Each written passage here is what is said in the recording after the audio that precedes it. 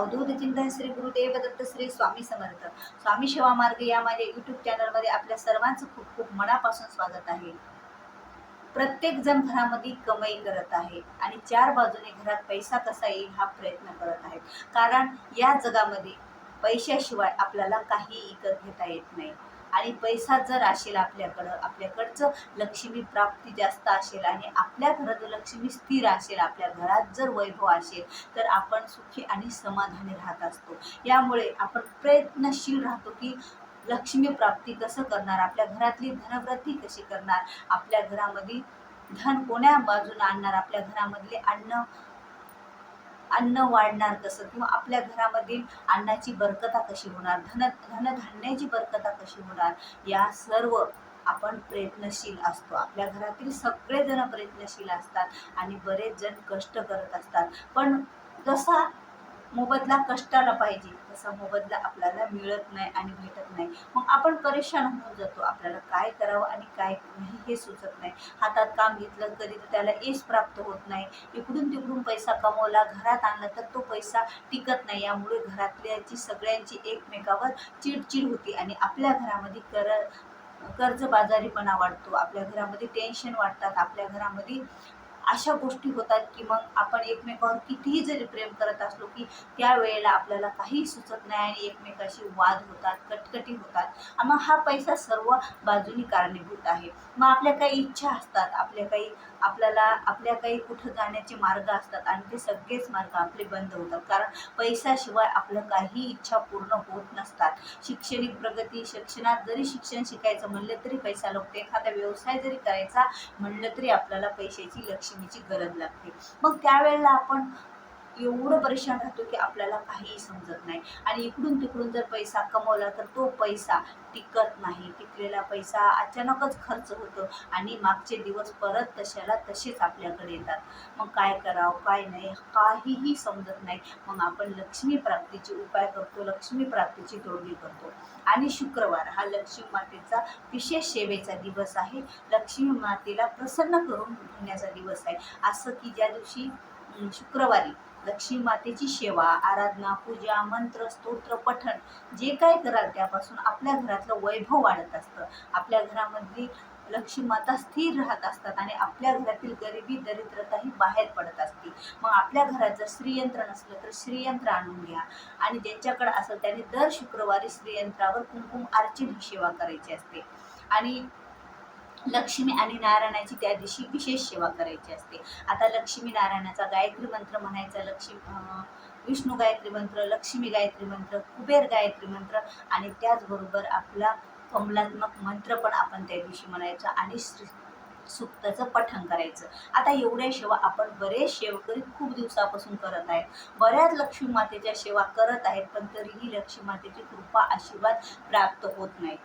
जरी पैसा आला तरी कोण्या नाही तो कोण्या मार्गाने तो खर्चत आहे. मग आपण कुठं चुकतो आणि आपलं कुठं चुकत आहे या सर्व परेशानीमध्ये आपण राहतो. पण अशा एखाद्या आपल्या घरात ते वास्तुदोष असतात किंवा आपल्या घरातल्यापैकी एखाद्याच्या कुंडलीत दोष असतो किंवा आपल्या काही मागच्या जन्माचं एखाद्याचं जरी मागच्या जन्मातलं काही ऋण असेल आपल्यावर तर ते फेडण्यामध्ये आपलं जीवन निघून चालत जातं. पण आपण वाटतं आपण एवढं करतो आणि देवाचं करतो, लक्ष्मी प्राप्तीची सेवा करतो, मग माझ्यासोबत असं का होतं, आपल्या घरातल्यासोबत का होतं आणि त्यामुळे आपण चिंताग्रस्त झालेला असतो. तर एक उपाय मी आज तुम्हाला सांगणार आहे की लक्ष्मी माता त्यामुळे अधिक प्रसन्न होत असतात. बघा, लक्ष्मी मातेला जास्तीत जास्त नैवेद्यामध्ये काय आवडतं बघा. कारण जेव्हा आपण लक्ष्मी मातेच्या सेवा करतो त्यावेळेला नैवेद्य दाखवणं हा सर्वात महत्त्वाची गोष्ट आहे. कारण लक्ष्मी माता ही आपल्या घरात जेवण जेव्हा करतात त्यामुळे आपल्या घरातील धन धान्य वृद्धी होत असते. आपल्या घरातील लक्ष्मी स्थिर राहत असते. आपल्या घरात अन्नाची बरकता होत असते. मग अन्नाची बरकता असली, धनधान्यात वृद्धी असली आणि आपल्या घरामध्ये धनाचा संचय होत असते. आणि खरं धन म्हणजे खरं वैभव म्हणजे हे अन्न असतं. बाकी तर वैभव सगळं असतं आपल्याकडं, पैसा, लता, दागिने, सोनं हे तर वैभवच आहे. हिरे मोती चांदी. पण खरं बघा, तुम्ही अंगावर दागिने घातल्याशिवाय, अंगावर सोनं घातल्याशिवाय राहू शकता, पण अन्नाचा एकही कण न खाल्ल्याशिवाय राहू शकता का? अहो, आपण 6 तास 5 तास 4 तास काही खाऊ देऊ नका, आपल्याला कसं होतं. मग खरं धनसंपत्ती शरीराला कोणती लागते? तर अगोदर आपल्याला अन्नाची लागत असते. मग हे अन्नात बरकत येण्यासाठी, धनधान्यात बरकत येण्यासाठी आणि आपल्या घरात लक्ष्मी माता स्थिर राहण्यासाठी आपल्याला लक्ष्मी मातेला एक नैवेद्य दाखवायचा आहे आणि तो नैवेद्य लक्ष्मी मातेला आवडणारा आहे. तर विशेष आपल्याला आजच्या दिवशी नैवेद्य म्हणजे शुक्रवारी नैवेद्य दाखवायचा आहे, तो म्हणजे खिरीचा. खीर करायची, कशाचीही खीर करा तुम्ही, तांदळाची करा, रव्याची करा, कोणतीही एका धान्याची आपल्याला खीर करायची आहे, दुधाची मिश्रित. जर गाईचं दूध असेल तर आणखीनच चांगलं, नसेल तर आपण कोणतंही वापरू शकतो. गाईचं दूध हे पृथ्वीवरचं अमृत मानलं जातं. ते जर मिळालं तर आणखी चांगलं, नाही मिळालं तर आपण कोणत्याही याची खीर करायची, त्यासोबत पुऱ्या पोळी चपाती काहीही करायचं, पण त्या दिवशी खीर आवर्जून करायची. बघा, एखाद्या दिवशी शुक्रवारी काय होतं, आपल्याकडे पाहुणे येतात, मग आपण त्यांना काही गोडधोड जेवायला करतो आणि तोच नैवेद्य ठेवतो, पण तसं चालणार नाही. एकदा जर आपण म्हणजे एकदा जर आपण ठरवलं की शुक्रवारी आपल्याला लक्ष्मी मातेसाठी विशेष खिरीचा प्रसाद बनवायचा, खिरीचा नैवेद्य बनवायचा, मग 1 वाटी खीर का होईना आपल्याला त्या दिवशी बनवायचीच आहे. आपण कितीही प्रयत्न केला, काही केलं तरी त्या दिवशी आपल्याला खिरीचा प्रसाद करायचाच आहे.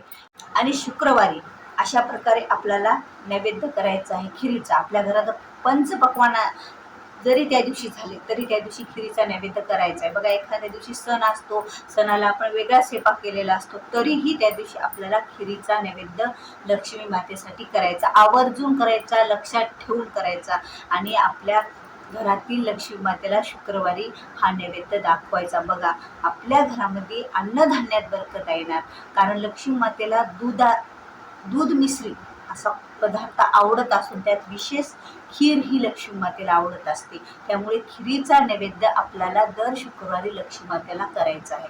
सर्व सेवा तर लक्ष्मी मातेच्या करायच्यात, पण नैवेद्यात विशेष खिरीचा नैवेद्य आपल्याला त्या दिवशी ठेवायचा आहे.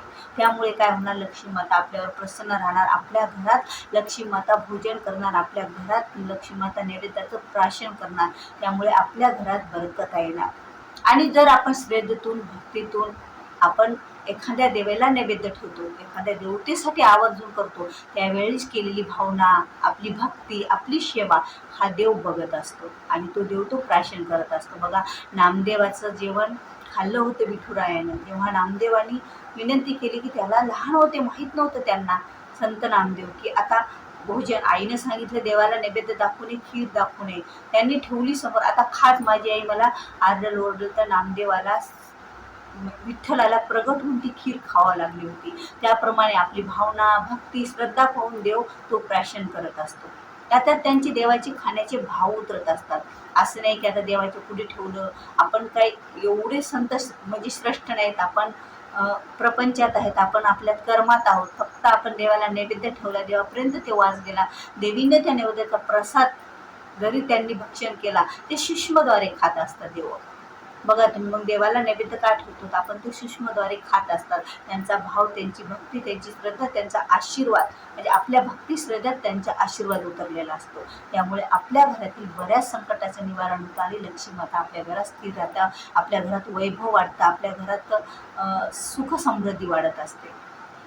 व्हिडिओ आवडल्यास व्हिडिओला लाईक करा, शेअर करा, नवीन असाल तर सबस्क्राईब करा, कारण असेच नवीन नवीन धार्मिक व्हिडिओ बघण्यासाठी आणि स्वामी महाराजांचे विशेष व्हिडिओ आहेत माझ्या चॅनलवर, ते तुम्ही बघून घ्या. ते बघण्यासाठी आणि ऐकून श्रवण करून आपल्या जीवनामध्ये ते उतरवण्यासाठी माझ्या चॅनलला सबस्क्राईब करा.